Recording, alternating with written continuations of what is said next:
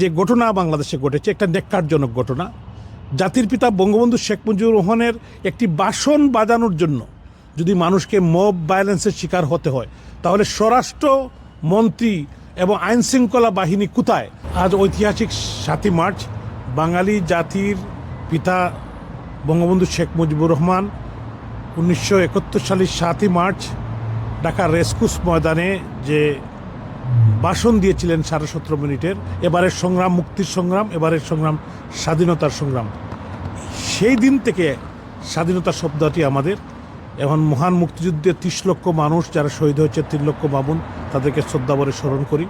আজকের এই ঐতিহাসিক দিনে আমি সশ্রদ্ধে স্মরণ করছি বাঙালি জাতির পিতা বঙ্গবন্ধু শেখ মুজিবুর রহমান সহ যারা মুক্তিযুদ্ধে শহীদ হয়েছেন সকল শহীদদের আত্মার মাগফিরাত কামনা করছি।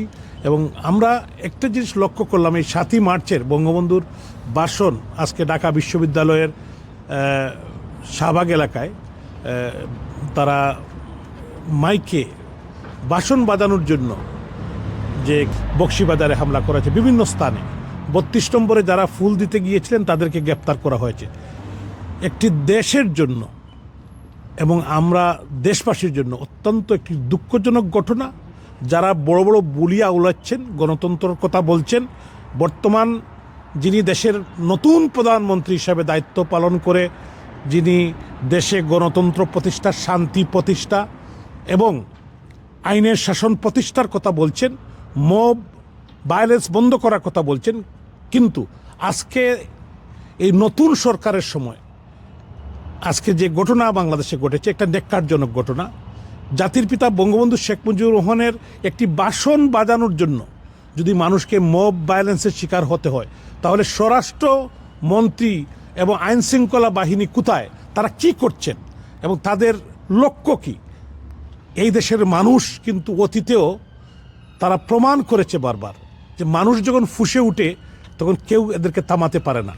এবং গ্রেপ্তারকৃত যারা, তাদেরকে মুক্তি দিতে হবে। প্রধানমন্ত্রীকে এবং স্বরাষ্ট্রমন্ত্রীকে এটার জন্য জবাব দিতে হবে যে আজকে তারা যে আইনের শাসনের কথা বলছেন, গণতন্ত্রের কথা বলছেন, এই কি গণতন্ত্রের নমুনা? এই সরকার যে বক্তব্য দিচ্ছে যে আমরা দেশকে আইনের শাসন প্রতিষ্ঠা করব, গণতন্ত্র প্রতিষ্ঠা করব এবং বাংলাদেশে মব জাস্টিস বা মব ভায়োলেন্স বন্ধ করব, আজকের এই হামলার মধ্যে দিয়ে কি প্রমাণিত হয়েছে? যারা স্বাধীনতা বিরোধী, যারা 71-এর পরাজিত শত্রু, যারা খুনি, তারাই হামলার সাথে জড়িত।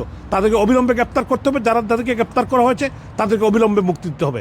জয় বাংলা, জয় বঙ্গবন্ধু, জয় জননেত্রী শেখ হাসিনা।